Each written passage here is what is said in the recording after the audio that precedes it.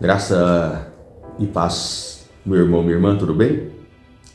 Eu quero trazer uma síntese aqui para você da ministração que eu fiz na igreja metodista no Bacaxiri, na data de ontem, domingo, e eu trabalhei sobre a graça na visão wesleyana, que é o fundador do movimento metodista. A graça é entendida como a manifestação do amor de Deus que opera de forma contínua em diferentes estágios na vida do crente. Wesley ensinava que a graça de Deus é ativa e busca constantemente o ser humano em várias fases da sua vida espiritual. Quando nós falamos de ênfase da graça, algo que eu quero ressaltar para você, que nós temos apenas uma graça, favor imerecido. Claro que essa tradução ela é muito pequena perto da grandiosidade da graça. Graça é o favor imerecido, é a cura imerecida, é a provisão imerecida, é o perdão imerecido, é a restituição imerecida, é o cuidado imerecido, é a vida imerecido. A graça vai muito além, do que apenas favor imerecido de Deus, E nós temos acesso à graça apenas através de Jesus. Pensa bem nisso. Não existe acesso à graça sem Jesus. E nós temos algumas ênfases da graça, A graça é uma só, mas nós temos aí algumas ênfases que a graça ela traz, alguns aspectos da graça.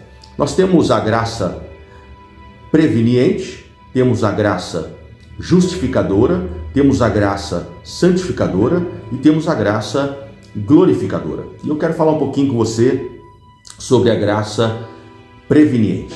Em Romanos capítulo 5, versículo 8, nós lemos o seguinte: mas Deus prova o seu amor para conosco ao ter Cristo morrido por nós quando ainda éramos pecadores. A graça preveniente é o amor de Deus que nos busca antes mesmo de reconhecermos a necessidade de Deus em nossas vidas. Ela é a graça que opera no coração humano antes da conversão, nos atraindo para Deus, despertando para a nossa consciência para o pecado e nos dando o desejo de buscar a verdade. E a palavra de Deus em Romanos 5,8 está aqui para nos lembrar sempre disso. Mas Deus prova o seu amor para conosco, que em Cristo morreu por nós, sendo nós ainda pecadores. Deus, em sua graça, faz o primeiro movimento, meu irmão e minha irmã, em direção a nós. O outro aspecto da graça é a graça justificadora, ou o perdão imerecido.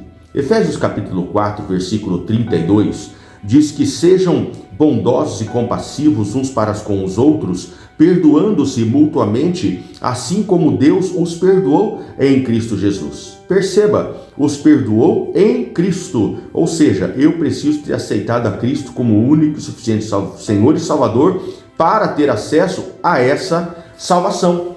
Perceba, a graça justificadora é um ato de Deus declarar-nos justos. Deus declarar-nos justos, não pelos nossos méritos, mas pela fé em Jesus Cristo e pela graça que somos salvos por meio da fé, e isto não vem de nós, é dom de Deus. O perdão não é questão de exatas, mas sim de divinas. Temos a passagem onde Pedro pergunta para Jesus: quantas vezes devo perdoar? 7 vezes?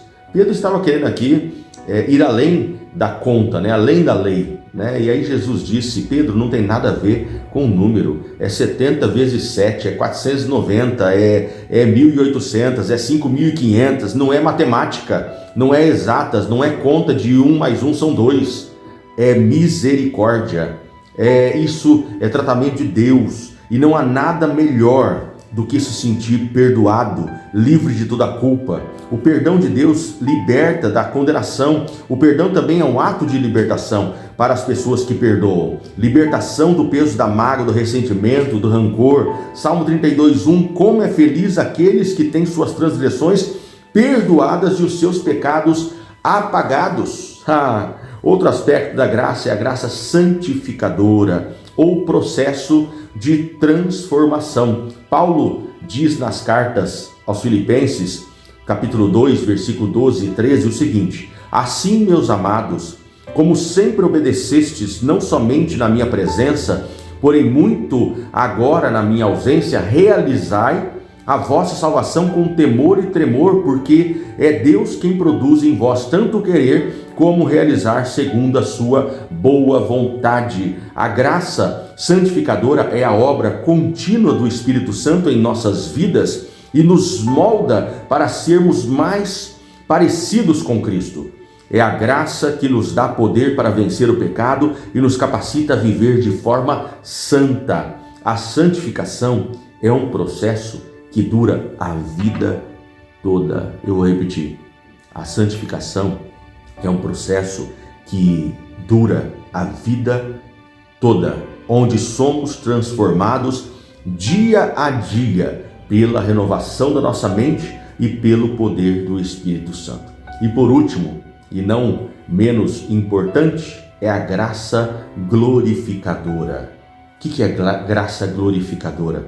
É a esperança da eternidade. A Bíblia menciona a glorificação de Jesus em vários momentos, especialmente no contexto da sua ressurreição, ascensão e retorno ao Pai. Aqui estão algumas passagens, e a principal delas para mim é João 17, 1 e 5.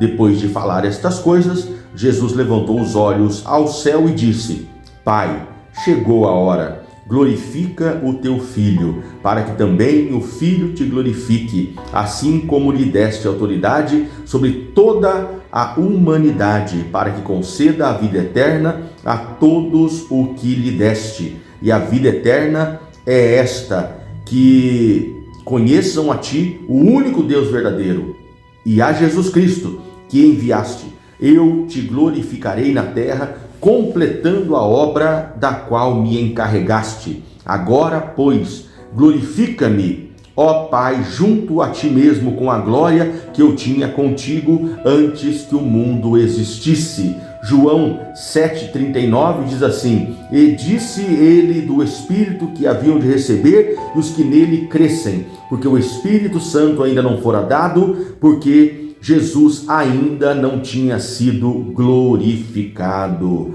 A palavra de Deus em Romanos 8,30 diz: e os que predestinou, e esses também chamou, e aos que chamou, esse também justificou, e aos que justificou, este também glorificou. A graça glorificadora é o estágio final da salvação, onde seremos totalmente libertos do poder do pecado e do sofrimento e seremos glorificados com Cristo na eternidade. Quero encerrar esse tempo dizendo o seguinte: a graça de Deus é um fluxo contínuo que envolve desde antes da nossa conversão até a eternidade. Cada aspecto da graça, seja preveniente, justificadora, santificadora, glorificadora, revela a profundidade do amor de Deus e o seu plano perfeito para as nossas vidas. É um convite para confiar em sua obra e confiar em sua obra em nós e viver na plenitude daquilo que Ele nos oferece. Que nós tenhamos este tempo, de assimilar essa palavra. São aí 10 a 12 minutos de palavra, onde eu peço que o Espírito Santo, gracioso, possa operar e manifestar do poder, da glória na sua vida. E que nós continuemos esta obra proposta pelo Senhor e que nós encerremos bem a nossa carreira, que nós guardemos a nossa fé e que nós, pela misericórdia infinita do Senhor, tenhamos as nossas vidas glorificadas no Senhor, em nome de Jesus. O apóstolo Paulo dizia o seguinte: se a nossa vida se resumir a esta aqui na terra dos viventes, né? E inutilmente temos feito a obra do Senhor. Existe algo muito maior e esse algo chama eternidade. Deus te abençoe. Eu sou Dom Carlo, pastor na Igreja Metodista, e peço ao Senhor que você seja muito feliz. Deus abençoe. Fica na paz.